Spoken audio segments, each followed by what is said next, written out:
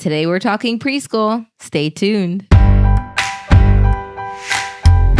Hello and welcome to Couple Chat. Where we Parents. discuss topics for you. Parents. I'm Matt. I'm Jackie. Let's chat. Today we're talking pre-K, right? Yeah, we are. All right. Because our son is in pre-K and it's pretty cool, I think. Pretty cool with a K. It's pre-cool. Pre-cool. It's pretty cool. Oh my gosh. No. All right. Pre-K stands for Hashtag, kindergarten. Hashtag dad jokes. Oh my God. Hashtag cut it out. Really? Just kidding.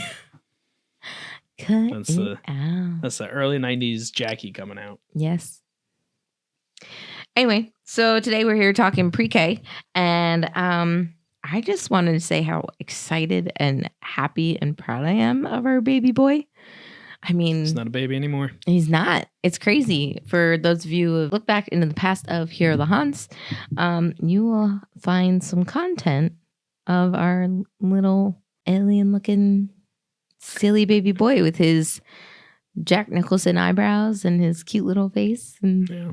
oh my gosh, he is a big boy, and Yeah. he's getting dressed on his own and going to school. Recently. Yeah, it's been great. This has been one wild road getting here. And It's a wild road. Is it like, yeah, zigzags, Does it have ups and bumps? downs. Yeah. Oh. Over a river and through the woods. To grandmother's road? House. Oh. Anyway, yeah, so the process for us was actually pretty intense. I'm not sure how other people's town preschool programs may be ran or structured at all. But for us, our town takes a federal grant or a state grant that allows for free preschool through the town that we live in. And what I love about that is that it's random. What I hate about that is it's random. Yeah. It was definitely a gut-wrenching process, and it's they call it this, but it literally is this. It's like a lottery. It is a lottery. It's literally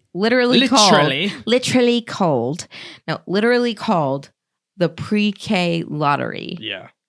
And it's weird to have your kids in that kind of situation. Yeah. Like you're literally like, just they sit there and they crank out numbers and pulling it out of a box. It's saying the number out. Yeah, it was a little crazy. And I get it. We live in a big town with a lot of people in it. Yeah. It's over congested here, and they can't take all the kids. Yeah. And there's a limit. There's only 265 slots for 2 different schools. Which is a lot. That sounds like so much. It does, but you have to think how many 3-year-olds are in this town.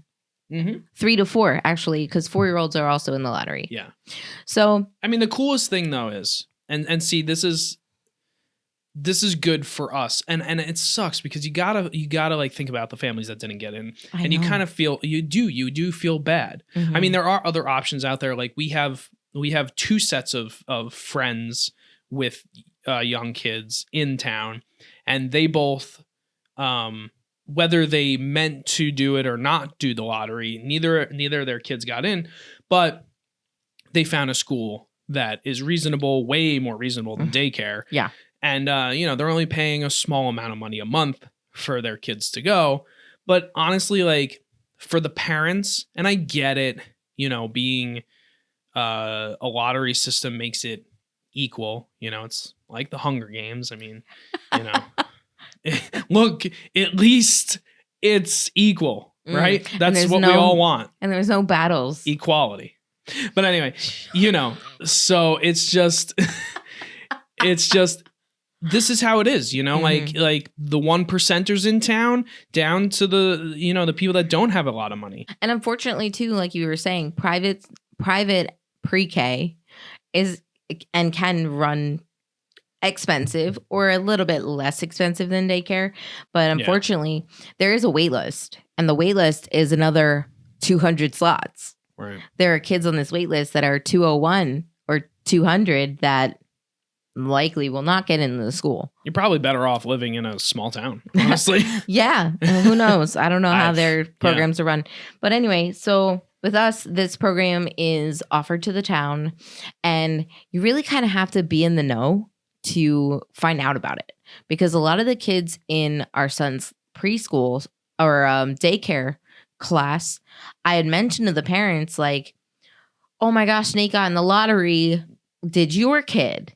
Because I was hoping Nate would have his friend from daycare to be able to like go into the big boy school with. And the parents look at me like I'm nuts. Like they have no idea. And so I think it's really something to kind of spread the word on. Like check your... But maybe that's the point. But that's what I mean. And our town probably does that on purpose, because if they don't spread the word, if they keep it more hush-hush, that means less kids will go into the lottery, which gives more people a chance to actually get in. Like, I think it was only double, right? They said the amount of the kids. 435. So like that gives them a pretty good chance. Sure. It's half. Yeah. Like you said. Like 50-50. A little bit more than that. You know, like when we say it's just as bad as the lottery, I mean, obviously not. We're not talking millions of people versus one person's going to win. Right. You know, like that's pretty good. Oh, the odds are definitely in their favor. Another Hunger Games reference. What are we doing? There it is. Hi. There it is. Yeah, I mean, for sure. So like, I think, so that's it. Forget it. We're not talking about this anymore because now we don't want anybody to know about it. But no, I mean, we're not talking about the lottery. That's not what we're really talking about, but it's cool that you're mentioning it. Yeah. But like, we're talking pre-K. It's just like, I think it should be this thing that like the towns, if they offer it, shouldn't advertise it. You know, it's like you as a parent, you should just do like extreme research to find these things. And that's the problem with any lottery. You know, it's like it's too advertised because, and this is the difference between a town and big corporations. Like lotteries are just big corporations looking for money. You know, like they just accumulate all this money and you get a small portion of it when they finally give you that $2, $3, $4 million or whatever it is. Like they're raking it in though. You know, like they're making tons of money because millions upon millions of people are buying tickets, multiple tickets sometimes. You know, so it's like with this, it's free to get into the lottery. It's the town's running it. Like they don't want to see kids not get in.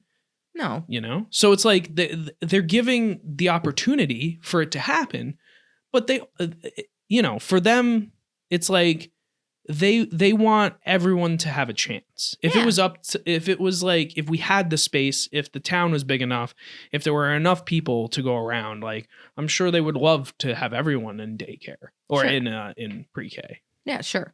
The only reason why I bring up the lottery portion is just to kind of like briefly talk about the process. It was a lot of paperwork. It did take a few months. We initially submitted paperwork in March and didn't pull numbers until May. Yeah. So that was a big gap of like nerves and getting your number and waiting for the video call. And it's oh my God. It's so stressful to sit there and being like, is their number coming? Is their number coming? Nate was like 115. Yeah, I wasn't even talking about that. I remember like Jackie and I don't fight a lot. Like we're not big fighters. And like when we argue, and we're big debaters and we always want to be right. Hence couple chat. Yeah, but this is a chat. We're not debating. Maybe we should do some episodes like that. But anyway, I remember just fighting and having so many arguments because of this paperwork. Like, when's the next deadline? When does that paper need to go out? Did you get it in? Yeah. You missed it? How did you miss it? Right. Oh, wait, you didn't? It was really stressful. It's funny, and it's just like anything related to the government, you know, and it's just the way it is. There's, you know, just like everything else, they're short staffed. There's not enough people to go around to do the things that they want to do. And it's like, they throw all this stuff at you to do. There's a lot of red tape. Yeah, and it's like, For sure. oh my goodness. Yeah. To like make sure you get it done. And then some of it is like, you need to fill this out on paper and send it in this way. And then, oh, you need to do this portion online and do it this way. Yeah. And you need to send it to this specific email address or you're not going to get it. And if you don't get anybody this, literally, I'm not kidding. That's how it was. So we were pretty stressed about it. It's so funny because like now that he's in the school, speaking of like 7 different places to go, I'll get to that. There's like 7 different places to go. Yeah. One to check his attendance, one to check what's for lunch that week. But you can't order the lunch there. You got to go to this place to order the lunch. Honestly, this is real right now, okay? So real. Did you Nope. order his lunch? See?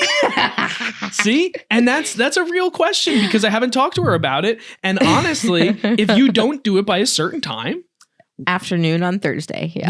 yeah. Okay. Well, it's Wednesday at 9:37 p.m. So Jackie's got like less than 24 hours to make sure this I keep wanting happens. to ask him, like, hey, dude, do you want lunch next That week? doesn't work. But I just forget. And then I'm like, oh, I feel guilty, like just buying it for him. Well, you know, it's so funny. So But then I'm thinking, I don't want to go grocery shopping for lunch for him. no way. I just don't want to deal with Yeah. what are we going to feed Nate this week? And like we weighed the options. And setting up the lunch the night before. It's like, ugh. Yeah. And I mean, we weighed the options too. And like federal lunches are pretty reasonable. Yeah. Like I know she hasn't like got to where she wants to talk about, but federal okay. lunches are so reasonably priced. Mm-hmm. Like you go online to this site and you inject money into an account, basically. Sure. You deposit money into an account that they pull from. Yep. And we figured it out. And he gets breakfast, snacks,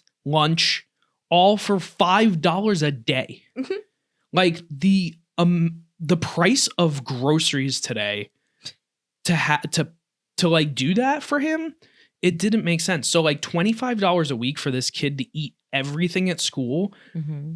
Like, and warm lunches. Like if we Yeah, were we sending can't do lunches that. with him, it'd be a sandwich that Yeah. he may not even eat because I don't know if he'll even like it that day. well, I mean, he so before we did it, he was pretty good. I mean, I was making him lunch every day and he was eating pretty much everything. Unless but- they threw it out and didn't tell us. No, because he was saying, but that's what I wanted to say. So, you know, every night we go to your mom and dad's for dinner. You know, we're lucky in that respect where we live close enough and they help us out with that. Sure.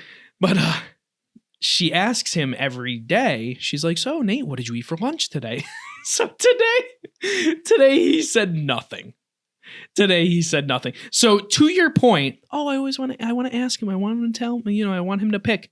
Well, today he ate nothing. So according to him, Meatballs were on the menu. he did eventually. It was a meatball sandwich. So it's funny because like he did eventually say that, Mm-hmm. but like that was his initial. Well, what's funny is response. I have access to the menu.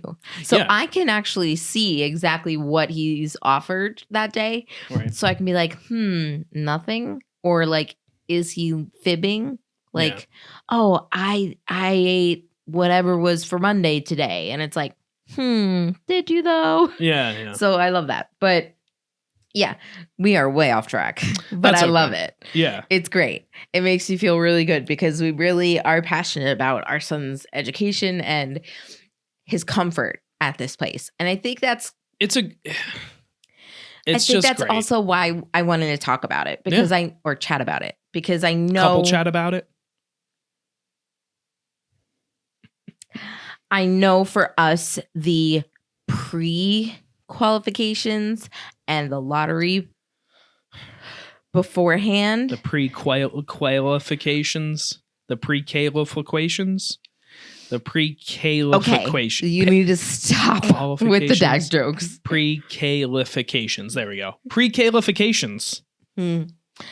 All that built up, and now we're in it, and it just like it's a relief. Yeah. It's a weight lifted. But I do want to talk about the before process. So for us, we knew about it. My mom's in a different town school system, but she was aware of it because her niece was involved. Her kids didn't have the option, like me and my siblings didn't have the option for that when we were kids. Well, that's what's awesome. Your cousin, your mom's niece, she's 16. Right. Like, that means this has been part of at least this town's education system and school system for at least 16 years. Yeah. Or, well, 12 years, right? Right. 12, 13 years.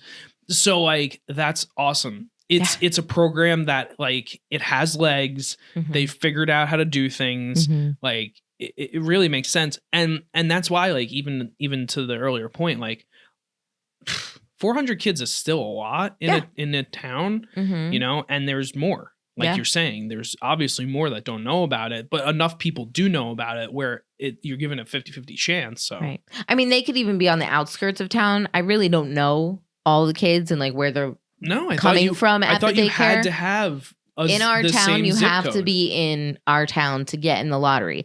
But I'm saying his friends from daycare, I don't know if they're from local towns around us. Yeah, I mean, what if their parents work in town or near that daycare and they just decided, right? Yeah, that could be true. That's what I was saying. But anyway, I would definitely recommend trying to just dabble in researching your local school district. Yeah. Because they do advertise it on the website when it comes around the lottery time. Sure. They do post it. It's just you have to be looking. It's kind of like one of those things that you hear where there's a private school that like the elite need to get into. Mm-hmm. Like you hear about this on TV shows about families or like things like that. Like, oh, well, Charles is going to be registered for Winston blah, blah, blah school. And it's like, oh, well, mine's going to this school. You hear about it. Who are these people and where do they live in our town? No, I'm just talking about like just in general, like there is content out there, movies, TV, whatever, where they put a stigma on the child in the show because, oh, we have to get them in this program because this is an elite program. And then when they don't get in, it's either devastating or it's like, you know what? We're better than that program. Yeah. This is so different because it does have that. It's funny. Even playing field. I just went to a business summit a couple of days ago, and one of the speakers was actually she talked about education, mm-hmm. and she was talking about the fact that like vocational schools have pretty much gone away, disappeared, and they're bringing them back now, according to what she was saying. But like, we've put this stigma on our children that they need to be academically driven. Yeah.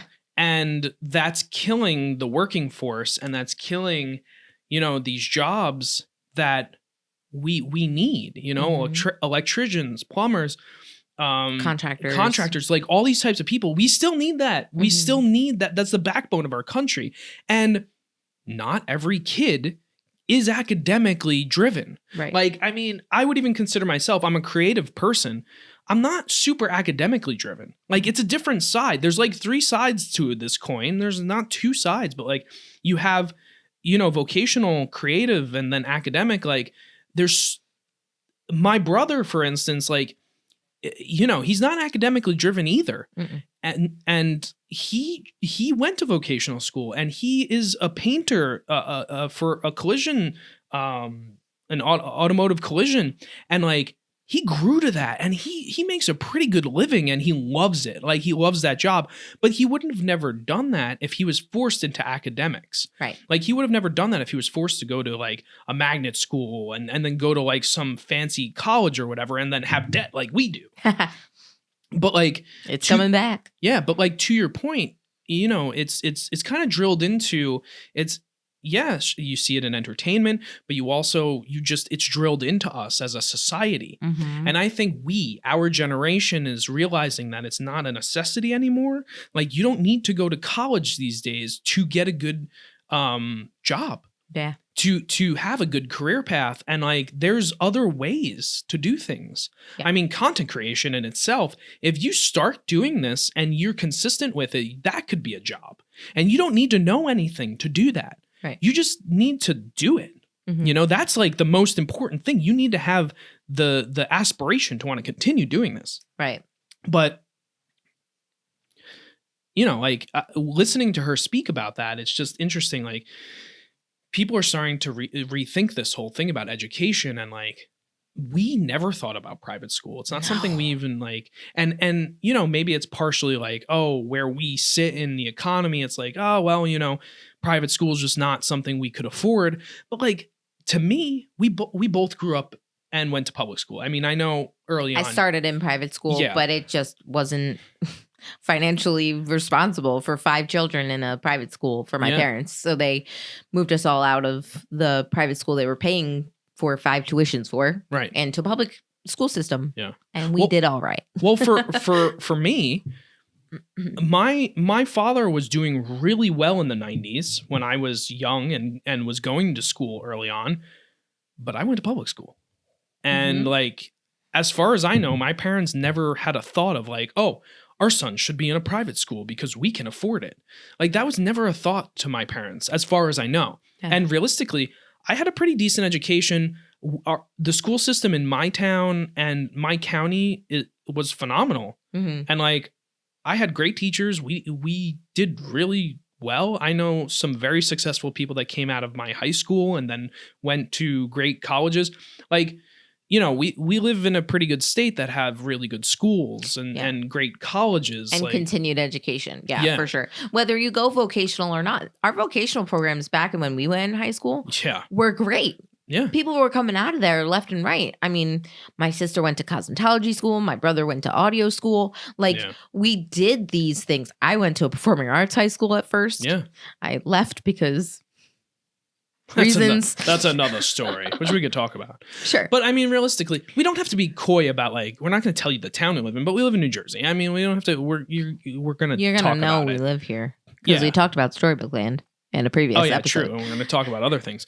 But like, you know, New Jersey is this weird like epicenter of like, you have New York, and a lot of people have moved down here. We're originally New Yorkers. And it's I mean, we as in my family. I didn't mean her. Well, I mean, give me a break. Your parents are from your mom's family is from Rahway and New Jersey. Your dad is a Benny. Like, let's be real here. Okay, he's 63, 64 next week. Doesn't matter. So with the lottery system, it's really great. Definitely. We're still on 0.1. Matthew, you keep talking. Well, we're having a chat. I love it. It's great. You're amazing. You said open the floodgates. I love You the wanted floodgates. me to just talk. This is a chat. Talk. We're drinking too much coffee. I think that's what it is. And there's no alcohol. I promise. I made it. Anyway. Not this time. There wasn't last time either. Yeah. So yes, definitely look at your town website, just because who knows? I mean, you don't have to look as early as the day the kid is born, but it doesn't hurt. I mean, a lot of people do look at the school district before they buy a house. Yeah. That is so smart. 100% very smart. Yeah. Honestly, like, we don't plan on living here forever, but recently I've wanted to, that was something that I started thinking about. Like, we have a plan to go somewhere. And we're planning to move in the next like 2 years or so. But like, I'm starting to rethink that because of the education system. Right. Like, I'm not looking for private schools or like the best colleges or whatever. They can go wherever college wise if they want to go to college. Like, that's not something we're going to force. But like, the public school system matters where we live. Yeah. And like, and their support programs.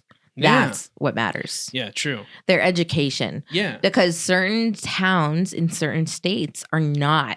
Well, the county, even at the caliber. The county and the state have to be putting money towards their education programs. For sure. In order for this to happen. And that's why, like, you know, thank goodness our town has this option. Yeah. Because, you know, we might be talking about this. And, you know, if you do listen to us and you start listening to us and this is an interesting subject to you, you might go to your town's information and not find something like this. Yeah. You could go to board meetings though. They do have like town board meetings, and you could suggest this. Yeah. Say, hey, we want this grant. We want the education grant. Please do it. We've heard about other towns success and other stories. Yeah. Do it, please. Because our kids deserve to have those opportunities. I'm sorry, but like, we pay enough taxes in this country that wouldn't you want our future generations to have a good education? Like, it doesn't make sense to me why they wouldn't want Well, that. wouldn't you want them to have food and clothes and homes and like a lot of other things? But yes. Like, look, I'm not gonna candy coat the fact that like we're better off than a lot of other people within this country, and we live in a better place than a lot of others. And I know that the education system in some other towns in our state are not that great and need more of this kind of stuff. Yeah. It is getting better, and gentrification is part of that. But like, realistically, everyone needs an equal opportunity in education. Especially. Like, it starts there. Yeah. Like, housing is one thing, and that's something that does need to be fixed. But education is that thing that our government gives to everyone. It needs to be equal. Right. Everyone needs to have equal opportunity so that they can grow to something. Right. You know, like, you want these next generations to be able to carry us into the future. Well, give them the tools. Yeah. And they will apply. It doesn't matter what walk of life you come from. These types of things. Like, okay, for instance, cool that our town has this, but like the next town over doesn't.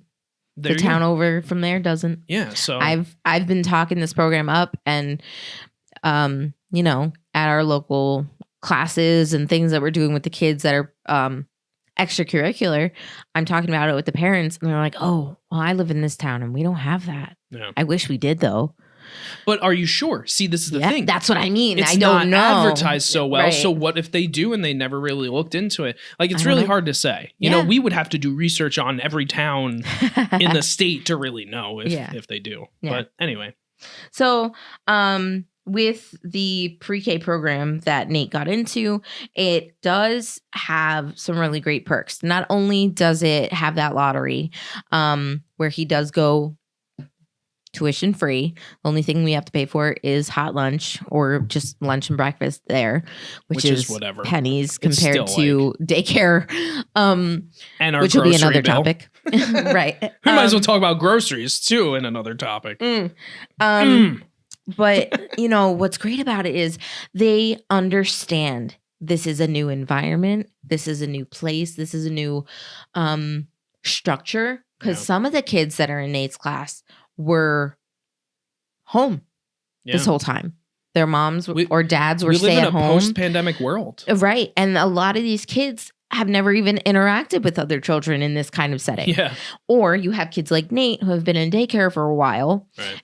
Ever since we both went back to work full time, and we kind of just like things fell into place where we had to put him in daycare. Yeah. And he's just known other kids since then. So it's just like you have these two sides of the spectrum where you bring them into this place and you kind of just like throw them into a room and you expect them all to get along. Right. And what's great about it is they did prepping classes beforehand. So they kind of exposed the kids to, this is a day in the life of a preschooler, and they let the parents come with them. So that was really nice for me because it was transitional. It was an ease. Yeah. It set my mind at ease because, yes, transitional. It showed the kids how the day-to-day would be, and it showed me that he'd be all right. Yeah. Because I saw how he succeeded in having that structure. Right. I because saw that was how the he difference. interacted. That was the difference from daycare. Right. You know, like, daycares are overpopulated with kids and understaffed. Right. So like they can't do a ton of things. Right. Like they're just trying to get by in their day. Yeah. Whereas with this pre-K program anyway, like it's structured like it's school. You know, like it's pre-K, it's preschool. Yeah. But like realistically, they're doing stuff. They're educating these kids while they're also playing and doing things like, and yeah, I mean, we got to do that. And then the orientation, like we met his teacher and we got to tour his classroom and just meet the other kids and their parents. Yeah. That was really cool to just be able to like see them all interacting. I don't remember and that they were getting along. Yeah. I don't remember it being this robust when like I went to preschool. Granted, like couldn't even tell you. Yeah. I don't remember. I don't remember every facet. I have little glimpses, like of a nap time one time, and like the classroom I was in, but that is it. Yeah. I remember little things here and there too, but like I don't know. I remember it being more chaotic. I mean, I just remember it being endless play, but then again, Yeah. I was 3 or 4 and who knows what. Granted, when I asked Nate about his day, Mm-hmm. like, what did you do today? I played. So like he doesn't know the difference between play and education, but we do know like they are educating them. We can tell. Yeah. Jeez.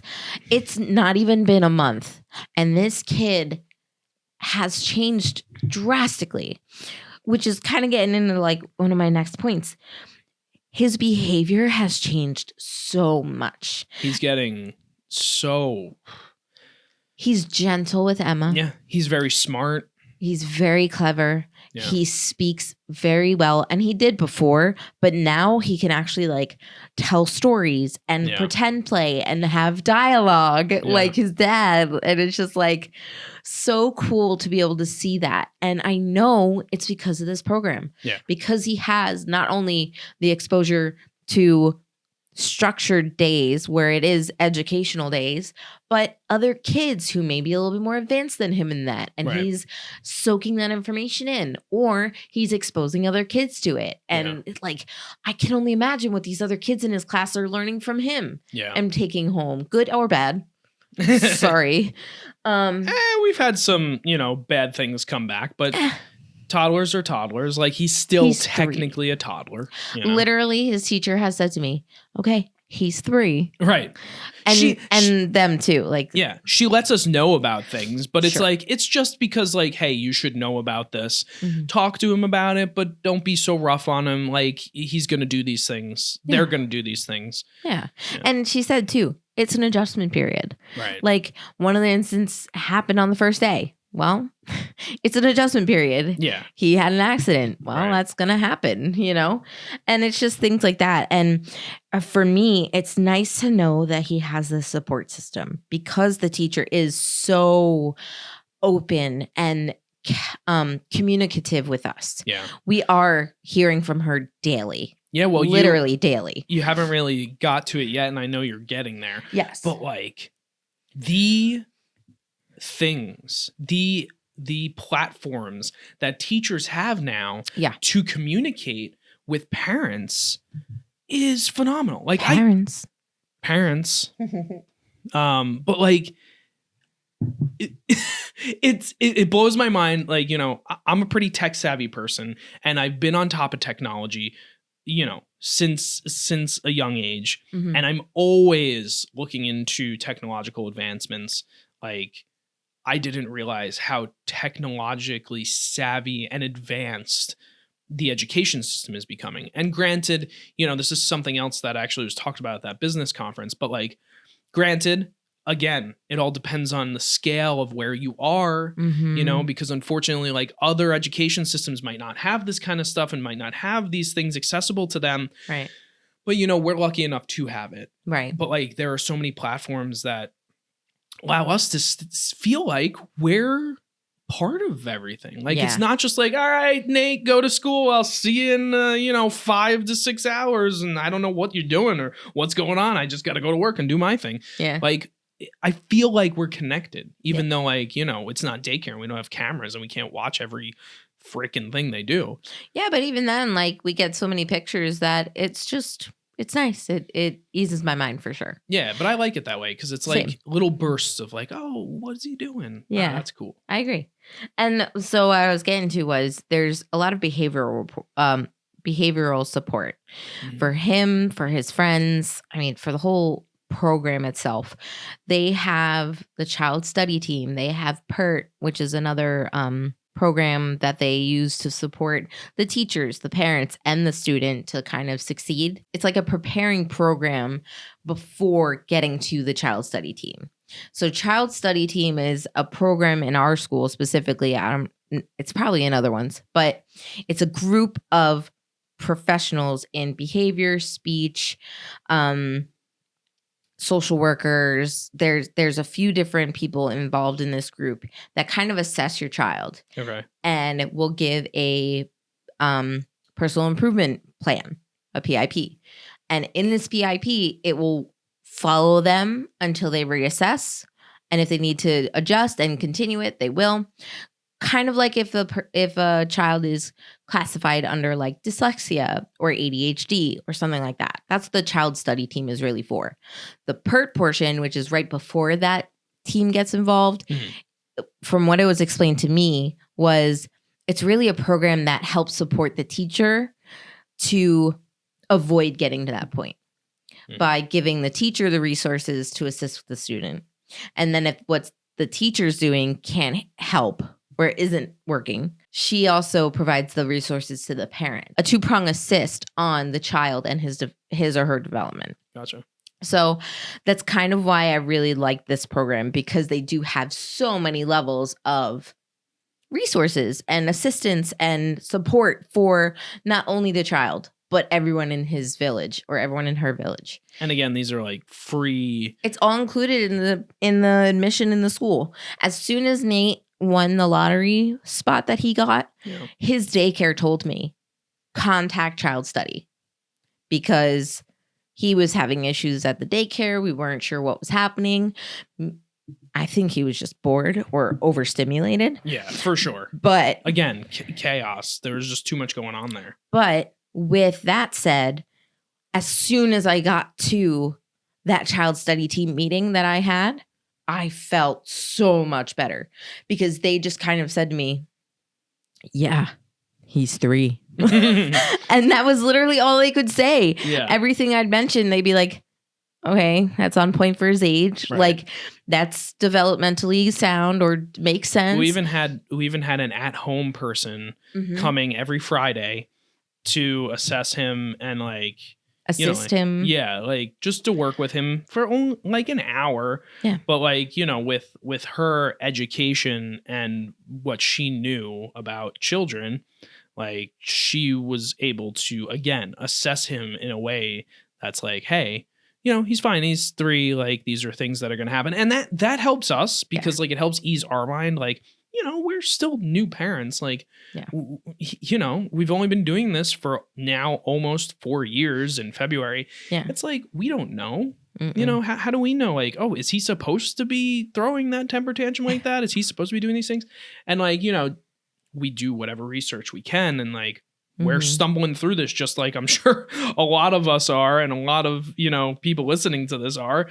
Like, but these people, these educated professionals, they help ease that pain, and they help you understand that maybe you are doing the right thing, or maybe you are like helping your kids the right way. Yeah, the right way. So yeah. With the right support. And that's the thing, we keep hearing it. Yeah, he's 3. This is totally on point. Yeah. He's on the right path. Like, he's 3. It happens. We'll try and sway him away from it, and we'll do other things. Redirection. Remember that word, folks. Whether you're a new parent, old parent, want to be a parent. Redirection. Yeah. It's so true, because like recently, nighttime routine has honestly been Nate's hardest thing. And like, we're already at the point where we're like, all right, dude, we're done with you for the day. Like, we love the kid, but like, we're done with him for the day. We're all tapped out. Yeah. Like, we all are. 8 o'clock rolls around. That's mommy and daddy time to do like this, to just chill and watch a show, whatever. But that's mommy and daddy time. 8 p.m. by Nate, by Emma, our time. So like, when it starts to creep closer to that time, like, we get a little frustrated, like we get antsy, we get exhausted. Like, it's just natural. And like, he's pushing every little button and pushing every little minute further that he can. Like, oh, well, let me do this over here really slowly. Or, oh, let me do this. Or like, I want to watch the rest of this video. And I'm like, yeah, but dude. So like, anyway, so like redirection helps so much. Like, for instance, we do this thing where it's like, hey, dude, let's drive a vehicle upstairs. And it's like, what vehicle are we in tonight? So, maybe one night we're taking a bus upstairs. Maybe one night it's a plane. And like, just like redirecting, like, yeah, we're still getting him upstairs. Yeah, we're still getting him to his room, and it's his nightly routine. But like, we redirected it and made it something fun that he wants to do. Right. Like literally tonight, he was ready to like throw a temper tantrum. And like Jackie was like, oh, I can't handle this and I don't know what to do. And I was like, Nate, what vehicle are we taking upstairs tonight? And I'm telling you, like you can even attest to this. Oh, like, yeah. It was an immediate switch. It was like, oh yeah, it's that time. Yeah. Like, yeah. Like it was a quick redirection and the night moved on perfectly. You know, it's like, it's crazy how redirection really does work. And it's funny because like we've tried and it hasn't been successful, but it's like, as we learn, it's just, you know, and as more and more people like give us that information and, you know, we learn different ways to do it. And like, cause like redirection works, but it works in a specific way. Like you have to do it at the right time, at the right moment with the right thing. Yeah. You know, like if you redirect with the wrong thing, oh my gosh, then it could get ready to plug your ears. Yeah. Talk about a derailed train. Like, yeah, kids are very specific and particular. And if you don't figure them out, and every kid is different too. Every moment's different. Yeah. One night the train will make him happy. The next night it'll flip him out. We don't know. Right. We're doing our best. We're all learning. Yeah. We're all adjusting. And it's cool that these, you know, him just getting into pre-K has made so much of this easier because we have resources to be better parents, along with him having the resource to become a human, like to become a normal, successful human in society. And like, I hate using the word normal. Like I want him to be an individual and like his own person, but like he needs to learn the basics of being a human. And they're doing it in tenfold, you know? Yeah. It's been great. Yeah. And, you know, for him to go from hitting, screaming, kicking before even starting pre-K. And now when me and Emma come home from me picking up Emma at daycare, oh my gosh, he just runs up and gives Emma the biggest hug and then gives me a big hug. And it makes me want to cry every time because I'm like, this has only been 3 weeks and this is awesome because you are just like the coolest, sweetest boy. And I'm just so happy because he's a different kid. He's a totally, like, he's the same kid, but he's just, he's so cool. I love him. But yeah, so with starting pre-K, we didn't really want to get too in the weeds. Again, Matt was saying before, we're not really posting pictures or videos or anything like that. However, we have noticed that there's been a lot of people on their own personal posts or even in a public post posting those first day of school pictures where you have like those little chalkboards where you fill in all the info and you post it on your Facebook or your Instagram and you're like, hey, check out my so-and-so starting this place or that place or whatever. Right. And I've noticed so many public posts from like local authorities, like police departments and hospitals and things that are just like, do not put private information about your child, their school, their teacher on the internet for the world to see. Because even if you post that as your profile picture, anyone can see that. Whether you're private or not, that's how people find you. So it's just my belief, and I've understood Matt. Of course, you want your friends and your family to see what's going on in your lives. And like social media is just that double-edged sword where it's like, yes, I want to communicate with people that I don't see all the time, but I want to protect my family and make sure that everyone is safe. And we live in a day and age where it's like, we have all this publicity. Even the smallest person can be super public, you know? And I mean, look at us, we're doing a podcast and we do skits and things like that. But like the way we talk here and the skits that we put out, that's like, you know, an exaggerated version of who we are. I mean, this is more natural us, but like, it's still slightly exaggerated. Like we don't want to talk about private things here. Right. You know, a little bit, but like, there's parts of you that you need to hold back. And more importantly than not, your children don't have control over their privacy. Right. You have control over your children's privacy. Your kids don't understand the internet. Your kids don't understand like what's good or what's bad. You have to teach that to them. Mhm. So like we want to protect them in any way possible. And it's like, obviously they're going to learn about the internet and they're going to know what they should and shouldn't do on there. But like, you got to be careful, you know, because if you're posting things about your kids and like your location tagging and like, forget about just the picture, you're putting a location and you're posting like things that have specific symbols or signs that like people can figure out exactly where you are or where your child is. Yeah, it's just it's scary. It's scary, and it sucks to have to even think that way. But that's why like we opt to just not put stuff out there of our kids anymore. We rather just put our own stuff. Like we're old enough that we've made the decision that we can do whatever we want on the internet, but we're still, you know, we still make sure we're being safe. Like we need to make sure we're safe for our children's sake as well. Like we're not going to tell you our address or show our house or anything like that. But like realistically, you know, it goes the same for anyone else. Like we had a picture like that taken of Nate. You know, he's holding a board, but like we didn't put that on the internet. No. And it has no information on it. No specific, like you can pinpoint what school he's going to, or what teacher is his name or whatever. Anything like that. Right. That's what I mean. Like we really try to just keep everything very close and not exposed. But I know people on my own personal friends list that posted, oh, so-and-so's going to this school and it's on the board and like who their teacher is. And it's like, oh, cool. So predators or people who may be upset with you can go out of their way to hurt you by going after your child because you expose that information. It's even a no-brainer now that we have kids. Yeah. It even goes as far as like, so for instance, I run my business from home. You know, I don't have a home office. I don't have a specific, you know, business location. I have my house.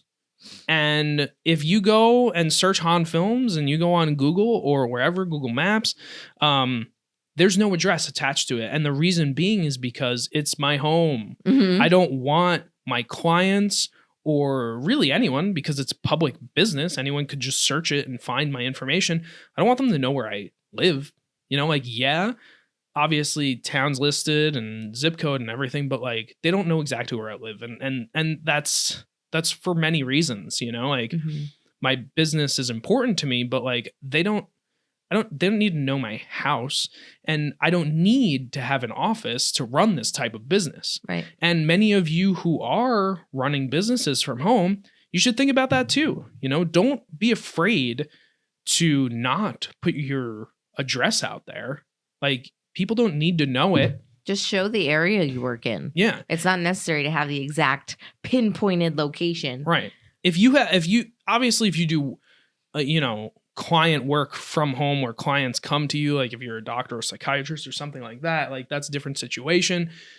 But, you know, thankfully a lot of it, because of the pandemic, like we do a lot of work from home, you know, so we can do a lot of stuff over video, whatever. So you just got to think of every aspect of safety when it comes to the internet, and you know, whether it's business or personal, like, and your kids. Yeah. You just got to think about that. So like it all stems from this whole pre-K and school thing. Like you don't realize, and you know, it's not meant to like, oh, you know, this is why you wanted to bring it up, because it's like people aren't thinking about it like that. Right. You know, like most people aren't like, yeah, I can't wait for like everybody to know where my kid's going to school. Like people are excited. They're just like, hey, oh my God, my kid got into this thing. I'm so excited about it. Like so cool. Yeah. Like, you know, we don't want to downplay that. And like, we totally get it. Like we're excited that Nate got into this school and where he's going. Sure. But like, you know, you just got to be careful who you're telling that to and where you're putting it. Like we texted that picture and told our friends and family that way and had personal conversations. Like text is a strong thing these days. It's really easy to get into a group chat. And like, it's fun to do it too. Like most people are cool with group chats. You gif back and forth, you meme, like. Or they're not cool with group chats and you just have to send it to them individually, or they set it in their phone where they only get individual Yeah. message from the source. That's true. But realistically, yeah, I mean, safety is so important on the internet. So Yeah. But with pre-K, I mean, that's just my thing. And anyway, just to recap, like this episode, I feel like this program is really awesome. If you have one in your area, definitely try and take advantage of it. Yeah. If not, go to your board of ed and, you know, try and get it fast and add it into the programming that you already have in place and see if they can improve it for your location and surrounding towns. I mean, it's worth going all the way up to the source.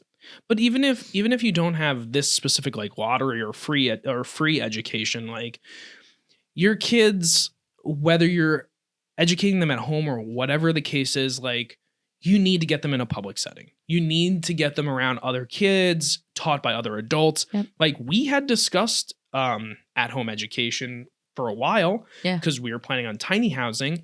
And, you know, that's still something that we want to do in the future. Yes. But as I said, whether we tiny house or not, I want to make sure that there's a good public school education system in place where we're going to be. Right. Because I don't want to teach them at home. I actually, you know, that's a decision that I think makes sense now. Yeah. Because we're parents and we have other things. We have other interests. Yeah. We need to support our family. Well, it's not even that though. Like our kids need to be taught by other adults. Well, they need other to trustworthy understand. Adults. Well, they also need to learn respect of other adults and other people. Right. And just other children in general. Yeah. And just all different everyone. ages, you know, like a 3-year-old should be able to deal with, you know, somebody that's 7, 10, 15, 30, 60, 80. Like kids need to understand how it is to deal with all types of ages. And people. Yeah. Different educations, different cultures, different, you know, colors. Like diversity is important. Yeah. In all aspects of life. Sure. But yeah.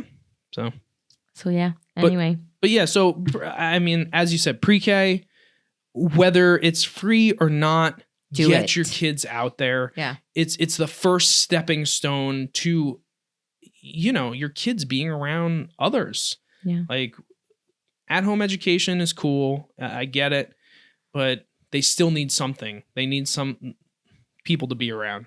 I mean, I understand too, those people who have decided to stay home. I totally get it. You do what's best for your family. Yeah. Because there are certain people who are like, you know what? I want my kid to be a kid for a little bit longer. I'll be able to teach them here enough when they get to kindergarten where they can go. I just think that for us, it's just been a world of difference in his behavior, which was our main concern, that it's just what works for us and maybe for you. And that's why you're looking for this episode, because you're not sure or you've started it and you're really not sure where it's going and things like that. I mean, we're here for support and to chat, and don't ever hesitate to, I mean, you can always comment or ask us questions or concerns. No matter when you hear this episode, we'll be able to tell you our real life experiences and just kind of go from there. Somehow, some way, maybe we'll set up some sort of community if this really does take off and like people are interested in listening to us and they want to talk to us in more depth. Like it would be great to have like just a parent community if that's something like you guys are interested in and you want to hear more from us in like a text-based setting where, you know, it's easy to communicate. You know, we're parents. Hopefully, most of you are parents, and you know, sometimes if you just need a place to go, like, hey, this happened and I need people to talk to. Yeah. Like, you know, we want to be here for that. Yes, we do. So, cool. Yeah. I'm Matt. I'm Jackie. Here are the Hahns signing out. Thank you so much for listening to Couple Chat. Make sure to subscribe to us on Spotify or YouTube Music and check out our YouTube page to see this episode in video. Thank you to Hahn Films for editing and producing this episode. Talk to you soon.